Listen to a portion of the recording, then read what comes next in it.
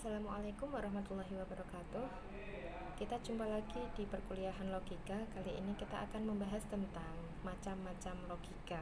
Pembagiannya ada beberapa, mari kita simak. Pembagian logika secara garis besar dibagi menjadi dua, yaitu logika naturalis atau al-mantiqul fitri, dan yang kedua adalah logika artifisialis atau al-mantiqus suri. Kita bahas yang pertama. Logika naturalis atau al-mantiqul fitri itu adalah logika bawaan manusia.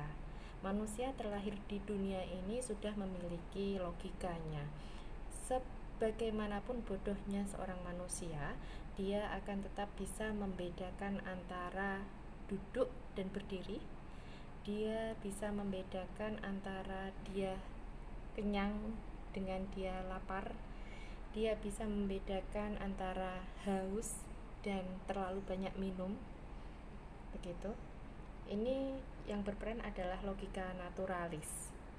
Logika naturalis itu berfungsi untuk mengatasi masalah-masalah yang tidak memerlukan pemikiran. Jika Anda haus, Anda pasti langsung akan minum. Ketika Anda lapar, maka Anda akan seketika mencari makanan. Ketika Anda mengantuk, maka Anda akan segera tidur. Bukankah begitu? Anda tidak perlu memikirkan terlalu panjang untuk mencari solusinya. Nah, teman-teman, yang demikian ini yang berperan adalah logika naturalis. Baik, yang kedua, logika artifisialis atau al-mantiqus suri. Logika ini adalah logika buatan.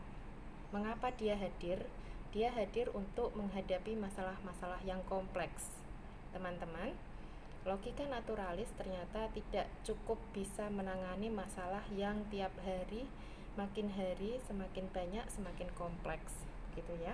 Sehingga fungsi dari logika artifisialis ini ada dua, yaitu yang pertama, untuk mengatasi keterbatasan kemampuan akal pikiran manusia, dan yang kedua untuk mengatasi kompleksitas permasalahan yang dihadapi.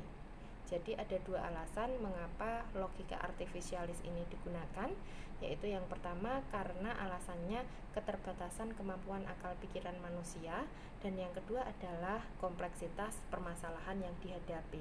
Artinya ini berbanding terbalik. Akal pikiran kita terbatas, sementara permasalahan yang dihadapi adalah kompleks, banyak gitu. Saya ambil contoh. Dalam tataran fikih misalnya ya, ada perintah untuk wudhu ketika kita akan melakukan sholat. Ayatnya adalah Bismillahirrahmanirrahim. Idza qumtum ilas sholati faghsilu wujuhakum wa aydiyakum ilal marafiqi wamsahu biru'usikum wa arjulakum ilal ka'bain.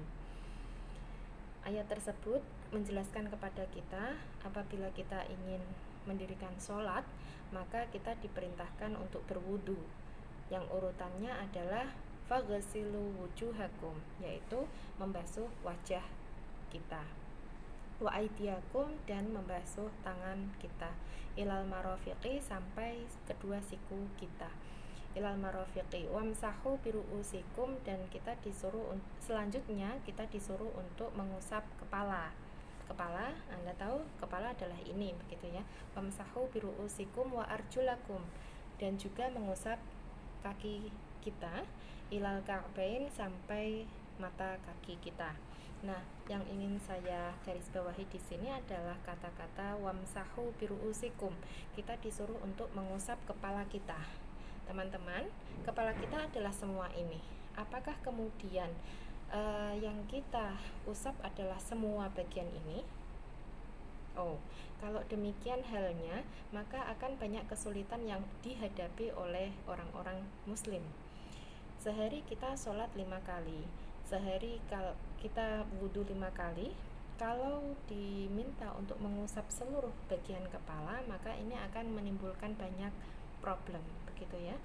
Kalau untuk perempuan misalnya, problem yang akan timbul, rambut belum kering, tapi dia sudah harus membasuh semua bagian kepalanya untuk melaksanakan sholat duhur, misalnya begitu. Kemudian duhur belum kering rambutnya, dia sudah harus membasuh lagi kepalanya untuk melakukan sholat asar. Begitu sampai sholat isya. Artinya tiada hari rambut seorang wanita ini kering. Nah, yang demikian ini tentu akan menimbulkan banyak masalah, macam-macam, begitu ya. Oleh karena itu keluarlah keputusan yang logis untuk hal tersebut. Apa? Wamsahu biru'usikum ini kemudian diterjemahkan sebagai ba'du sya'rin. Jadi artinya adalah mengusap sebagian rambut. Artinya mengusap sebagian rambut saja itu dinilai sudah sah. Nah, teman-teman, ini kita menggunakan logika artifisialis untuk sampai pada kesimpulan ba'du sya'rin. Itu prosesnya ada beberapa tahap. Nah, itu yang berperan adalah logika artifisialis. Kemudian logika artifisialis ini dibagi menjadi dua. Yang pertama adalah logika material dan yang kedua adalah logika formal. Apa perbedaan antara keduanya? Perbedaan antara keduanya adalah terletak pada fokusnya. Kalau logika logika material lebih memfokuskan pada analisis materinya. Jadi akan dinilai benar ketika kita melihat pada kenyataannya. Saya ambil contoh. Premis yang pertama mengatakan bahwa semua orang rambut gondrong adalah penjahat. Premis yang kedua, semua penjahat harus dihukum. Maka kesimpulannya adalah semua orang yang berambut gondrong harus dihukum. Baik, ini adalah contohnya. Maka kita akan mengamati ke lapangan. Apakah benar semua orang yang berambut gondrong itu adalah seorang penjahat? Silahkan diamati. Oh, ternyata tidak. Kemudian maka kita akan langsung sampai pada yang terakhir, kesimpulannya. Maka kalau pangkalnya saja sudah salah, bisa dipastikan kesimpulan yang diambil juga pasti salah, gitu ya. Kesimpulannya, semua orang yang berambut gondrong harus dihukum. Nah, ini salah. Kita bisa mengatakan salah karena kita sudah ngecek ke lapangan bahwa semua orang yang rambut gondrong adalah penjahat? Tidak. Semua orang yang berambut gondrong harus dihukum? Salah, gitu ya. Nah, logika material lebih menekankan pada aspek materi logika. Nah, ini bedanya dengan logika formal adalah kalau logika formal lebih menekankan pada rumus berpikir. Jadi misalnya saya memiliki rumus A sama dengan B, kemudian B sama dengan C, maka kesimpulannya adalah A sama dengan C. Begitu kan? Nah, logika formal menekankan pada rumusnya, rumus berpikirnya.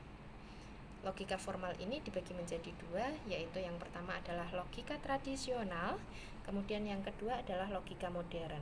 Beda antara keduanya adalah logika tradisional berpijak dari hal-hal yang bersifat deduksi. Kemudian kalau logika modern berpijak pada pemikiran induksi. Logika tradisional ini sebagaimana yang diajarkan oleh Aristoteles, berpijak dari hal-hal yang real. Aristoteles mengatakan bahwa semua orang akan mati. Dia bisa mengatakan demikian karena dia berpijak pada realitas, bahwa dia melihat, oh iya, Socrates mati, oh iya, Plato mati, begitu. Sehingga dia menyimpulkan bahwa semua orang akan mati, begitu ya. Nah, makanya Aristoteles ini disebut sebagai filosof realism karena dia karena Aristoteles selalu mendasarkan pemikirannya dari hal-hal yang real. Contoh dari logika tradisional. Semua manusia adalah makhluk berakal budi. Ali adalah seorang manusia. Kesimpulannya bagaimana? Coba ditebak. Ya, betul. Kesimpulannya adalah Ali adalah makhluk berakal budi. Begitu ya. Nah, ini kalau saya buatkan rumus, maka M sama dengan B. M itu adalah manusia, B itu berakal. A sama dengan M, A adalah Ali, M adalah manusia. Maka kesimpulannya adalah kalian silahkan coret dua huruf yang sama, kemudian dibuang, tidak dipakai. Yang dipakai adalah dua huruf yang berbeda, yaitu A sama dengan B. Dalam hal ini A adalah Ali, B adalah berakal. Jadi kesimpulannya adalah Ali adalah makhluk berakal budi. Gitu ya. Nah, yang berikutnya, logika modern. Logika modern ini dikembangkan oleh para ahli matematika. Kalian kalau masih ingat dulu waktu sekolah di SMA, kalian menemukan salah satunya adalah ini, diagram Venn gitu ya. Ini adalah buatan dari ahli matematika untuk melambangkan dua hal yang beririsan. Misalnya, mulanya gambar ini adalah dua lingkaran. Yang satu lingkaran berwarna pink, kemudian lingkaran yang kedua berwarna biru. Saya ambil contoh. Yang pink adalah mahasiswa. Yang biru adalah lambang businessman. Maka ketika dua lingkaran ini beririsan menghasilkan warna kuning tersebut, maka saya akan mengatakan bahwa sebagian mahasiswa adalah businessman, begitu ya. Nah, sementara untuk yang berwarna pink saja, maka saya akan mengatakan sebagian mahasiswa bukan businessman, begitu ya. Nah, sekarang kalau yang lingkaran biru saja, bagaimana Anda mengatakannya? Ya, betul. Yang berwarna biru, Anda akan mengatakan bahwa sebagian businessman adalah bukan mahasiswa. Nah, ini satu contoh dari logika modern. Baik, teman-teman. Sekarang kita berlatih ya. Ibu ingin kalian membuat satu contoh logika tradisional. Ingat, logika tradisional itu memakai alur pikir deduksi. Silahkan Anda buat contoh di kolom komentar. Ingat, Anda memberikan komentar pada hari yang telah ditentukan. Karena beda kelas, maka beda hari komen. Dari Ibu cukup sekian. Kita berjumpa lagi pada pertemuan yang berikutnya. Wassalamualaikum warahmatullahi wabarakatuh.